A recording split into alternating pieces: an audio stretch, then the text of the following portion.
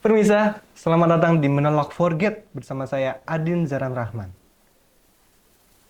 Resesi 2023 sedang gencar atau ramai dibincangkan oleh influencer-influencer, tokoh-tokoh, semuanya membicarakan tentang resesi 2023. Tapi apakah memang seburuk itu? Dan karena ini Menolak Forget, kita akan flashback ke belakang karena sebenarnya kita sudah pernah mengalami di 1930 pada saat masih bernama Hindia Belanda.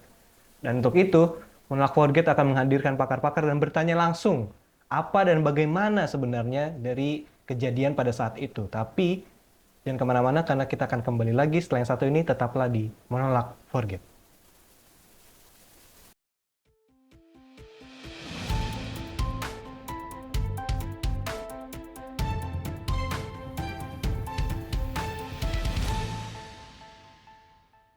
Selamat datang di Menolak Forget bersama saya Adin Rahman. Sesuai janji saya di awal tadi, kalau kita membahas seputar resesi ekonomi di 1930. Tapi tentunya bertanya-tanya bagaimana kondisi ekonomi di Hindia Belanda pada saat sebelum 1930 itu.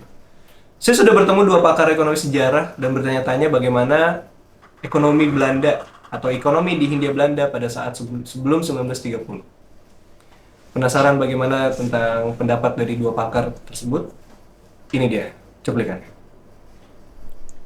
Pemirsa, kali ini kita sudah bertemu dengan dua pakar ekonomi sejarah dengan Ibu Mili dan Bapak Matthew Anthony dari Lo de AB Kue Kue Kue. Selamat datang Bapak Mili dan Pak Adin. Dan langsung saja mungkin kita ingin membahas bagaimana sih sebenarnya ekonomi Belanda atau ekonomi di Hindia Belanda. Karena seperti yang kita tahu 1930 itu kan hancur sekali ya. Mil, bisa. Oke, kalau bicara tentang keadaan ekonomi Hindia Belanda sebelum depresi ekonomi itu, kita bisa lihat bahwa kapitalisme kolonial yang dibangun oleh Hindia Belanda ini sangat menunjukkan adanya peningkatan kemakmuran ya, walaupun secara sosial ataupun di lapangan kita itu belum dikatakan makmur ya, tapi secara data statistik yang saya peroleh dari beberapa literatur itu menunjukkan adanya peningkatan taraf kehidupan di Hindia Belanda. Misalnya di tahun 1905 sampai 1913 itu banyak tuh peningkatan jumlah perkebunan di Hindia Belanda, misalnya perkebunan teh, perkebunan kopi, perkebunan tembakau gitu. Itu yang termasuk dari komunitas-komunitas penting di Hindia Belanda gitu. Jadi selain perluasan dan peningkatan perkebunan, itu juga terjadi peningkatan dalam pembangunan infrastruktur. Tentu pembangunan infrastruktur ini sangat berpengaruh terhadap penyaluran dari distribusi dari produk-produk kekayaan alam Hindia Belanda ke luar Hindia Belanda. Oh, seperti itu ya, pemilih ya. Tapi kalau secara data Bapak Matthew, bagaimana sih sebenarnya perekonomian Hindia Belanda pada saat itu? Mungkin ada data-datanya Bapak Matthew? Ya, kalau kita berbicara soal data ya, mungkin bisa sambil perlihatkan kepada pemirsa.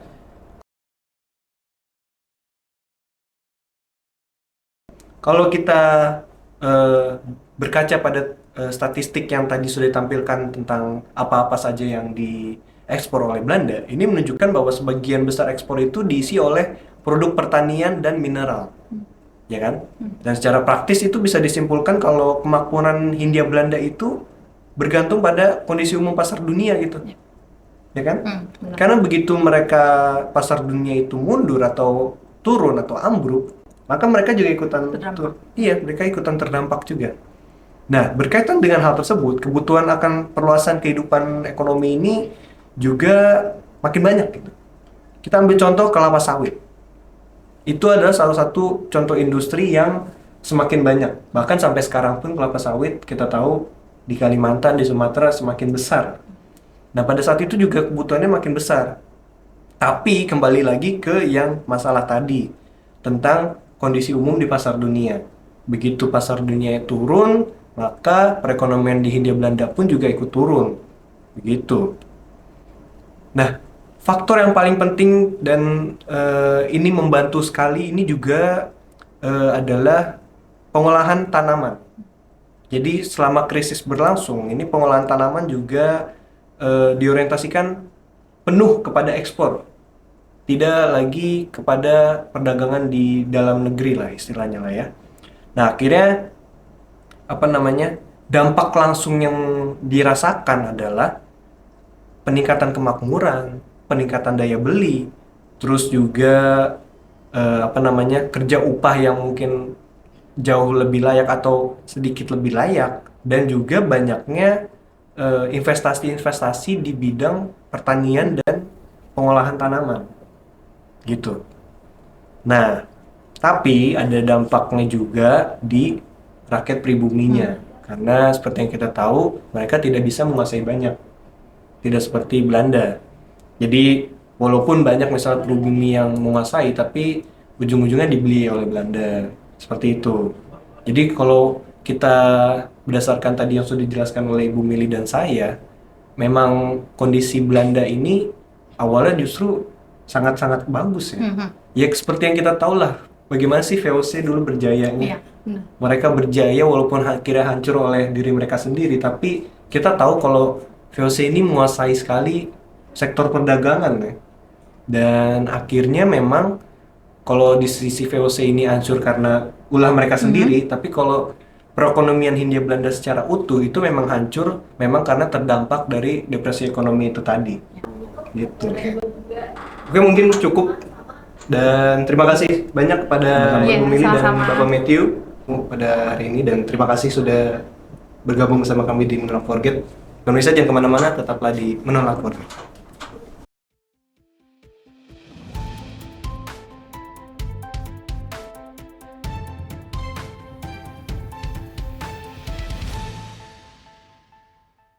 Pemirsa, kembali lagi di Menolak Forget bersama saya Adin Zoran Rahman. Kalau tadi kita sudah menyambangi dua pakar dan menanyakan bagaimana kondisi ekonomi Belanda atau Hindia Belanda pada sebelum 1930, dan sekarang kita masuk ke intinya, yaitu pada saat depresi ekonomi 1930, dan sekarang kita sudah kedatangan langsung dua pakar. Di sini ada Ibu Ovi dan juga Bapak Hadi. Selamat datang di Menolak Forget. Terima kasih sudah menerima undangan kami, dan kita langsung aja ke pertanyaan intinya.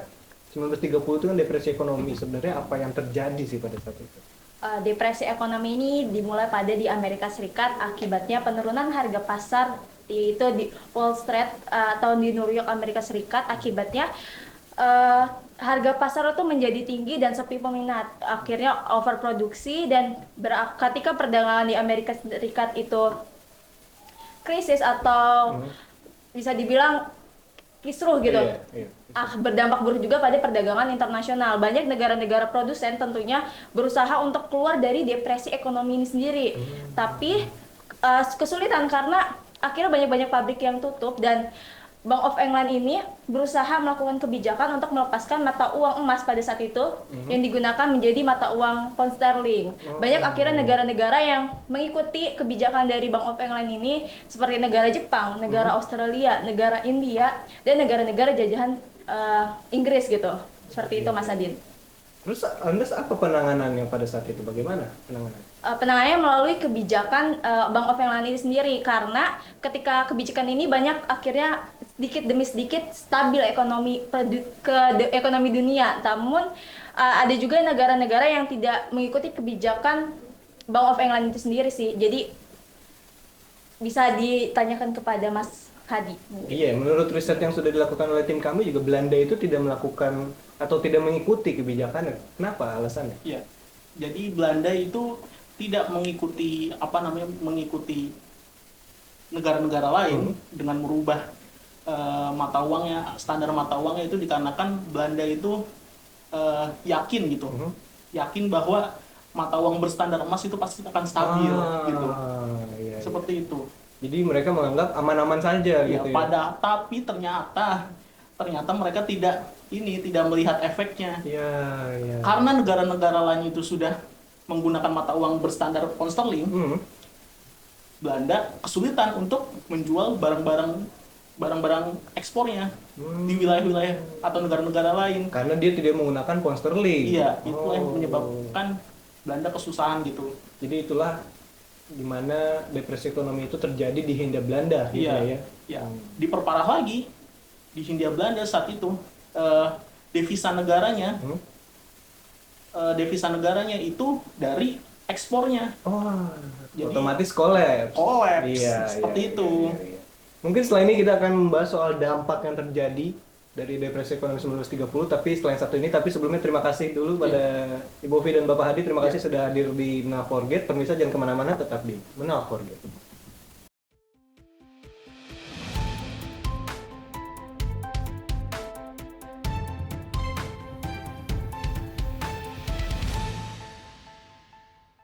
Selamat datang kembali pemirsa di Menal Forget, bersama saya Dinsan Rahman. Tidak usah berlama-lama lagi karena tadi kita sudah membahas soal depresi ekonomi dan sekarang kita harus tahu dampaknya di Hindia Belanda pada saat itu. Kita sudah kedatangan 3 narasumber kita. Selamat datang di Menal Forget. Mungkin kita langsung aja ke pertanyaan pertama. Seperti yang kita tahu kan waktu itu komoditasnya perkebunan ya. Iya. Mungkin kita harus tahu apa dampak terbesarnya bagi perkebunan, sektor perkebunan di depresi ekonomi pada saat itu. Oke, jadi salah satu dampak dari depresi ekonomi ini adalah pada komoditas perkebunan. Jadi pada pertengahan tahun 1920-an itu Hindia Belanda ini mulai mengembangkan gitu komoditas perkebunan sebagai andalan ekspor bagi Hindia Belanda. Nah, ketika depresi ekonomi ini melanda, ya salah satunya komoditas perkebunan inilah yang cukup signifikan gitu terkena dampaknya. Nah, contohnya ini adalah gula.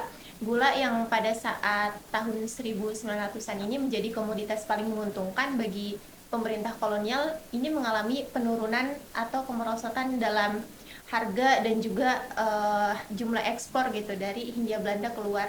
Nah, akibatnya eksistensi pabrik gula pada saat itu dari tahun 1930 dalam kurun waktu 4 tahun ini mengalami penurunan yang sebelumnya 179 pabrik hanya menjadi 54 pabrik pada saat itu.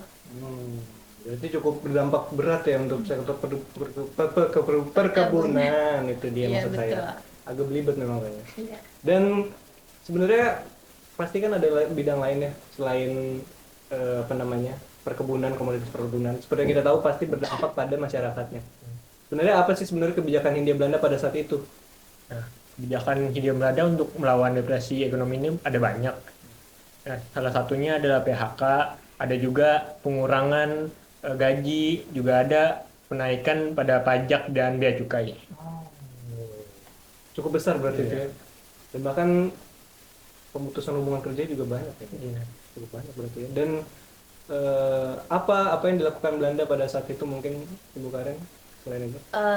Kita ketahui depresi ekonomi ini juga menyerang sektor kecil sehingga ketika banyaknya petani, perkebunan dan lain-lainnya juga mengalami kanjlokan, para kehidupan di petani juga akhirnya menaikkan sistem perhutangan. Akhirnya para masyarakat kecil ini memilih sistem perhutangan, di mana sistem perhutangan ini diperoleh dari masyarakat Tionghoa.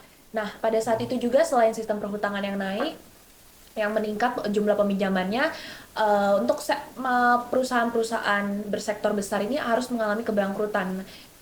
Walaupun di sisi depresi ekonomi terlihat beberapa akhirnya mengalami kerugian yang besar, namun pada saat depresi ekonomi saat ini malah lebih banyak sektor-sektor kecil lahir kembali, hidup kembali, seperti kayak misalkan usaha-usaha kecil kayak makanan dan lain-lain, itu yang akhirnya hidup kembali di saat depresi tersebut.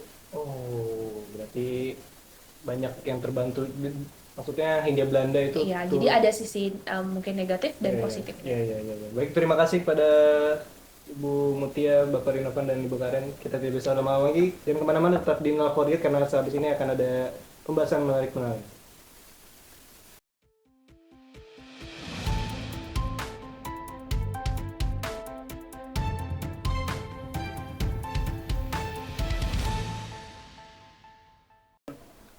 Pemirsa, kembali lagi di Menolak Forget sama saya Dinsan Rahman. Kalau tadi kita sudah berbicara dengan pakar-pakar, kali ini kita akan santai-santai saja karena kita sudah kedatangan 2 pegiat sejarah, 2 orang-orang yang sangat menyukai atau menggemari sejarah. Selamat datang pada Joy dan Sadam. Selamat datang. Terima kasih telah menerima undangan Menolak Forget. Kenapa kami mengundang mereka berdua? Karena tentunya kita juga harus tahu di luar itu ada juga respon dari organisasi, karena pada saat itu ada terdapat organisasi kan pada saat 1930 kan, dan sebenarnya pengen tahu apa sih sebenarnya respon organisasi terhadap depresi ekonomi. Organisasi di sini adalah organisasi pergerakan nasional. Mungkin bisa dijelaskan bagaimana responnya pada saat itu? Oke, Sejauh ini yang saya dapat dari sumber, sebenarnya tidak ada respon dari organisasi dikarenakan karena keamanan atau dari pergerakan dari pergerakan organisasi itu sangat diawasi oleh kolonial Belanda. Jadi sehingga sangat susah lah kayak organisasi dan aktivis yang lainnya untuk bergerak tuh sangat susah pada saat itu.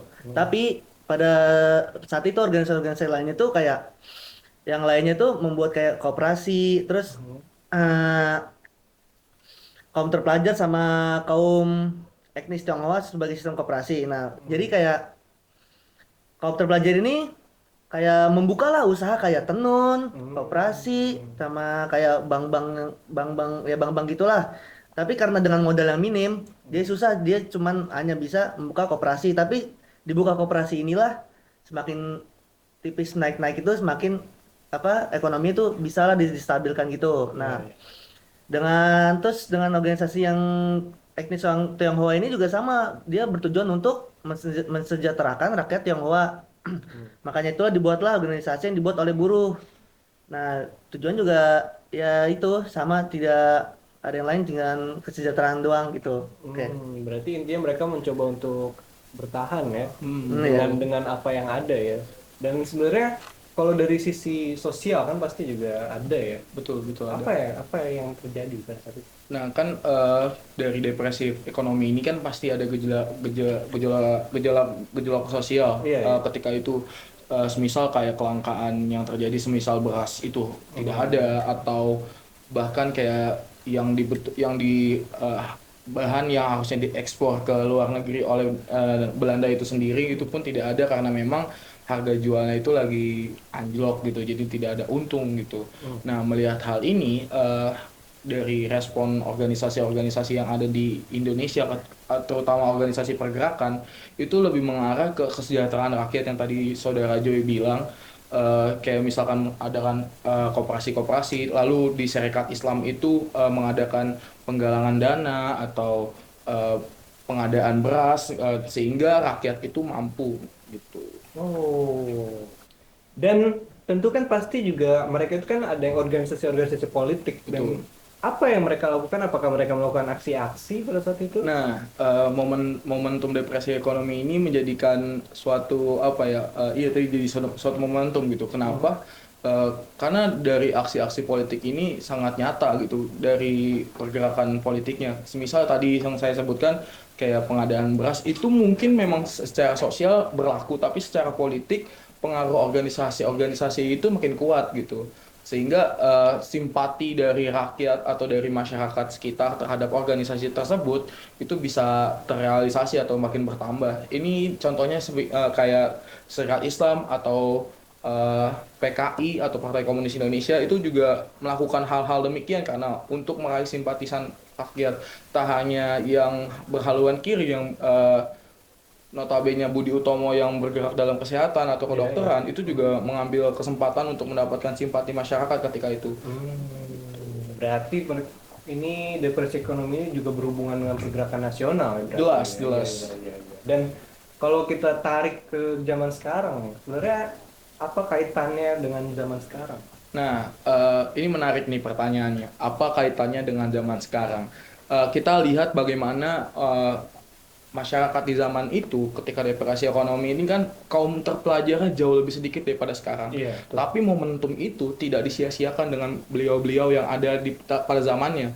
Mereka benar-benar memanfaatkan momentum depresi ekonomi dengan pemerintah Belanda kan akhirnya melemah gitu dalam segi ekonomi dan secara pengaruh politik sehingga dimanfaatkan betul-betul. Ini di zaman sekarang tuh bukan untuk mengkudeta, justru bukan, tapi ke arah bagaimana bangsa ini, orang-orang mudanya atau bangsa terpelajarnya atau orang terpelajarnya ini mampu untuk memanfaatkan momentum sekecil apapun untuk kesejahteraan masyarakat gitu. Itu dia pesannya. Terima kasih super sekali pada Mas Joy dan Mas Adam. Terima kasih sudah hadir di Melak Forget. Itulah tadi respon atau bagaimana sih dari sisi organisasi pergerakan nasional pada saat itu terhadap depresi ekonomi. Dan pemirsa, jangan kemana-mana, kita akan kembali lagi setelah yang satu ini, tetaplah di Melak Forget.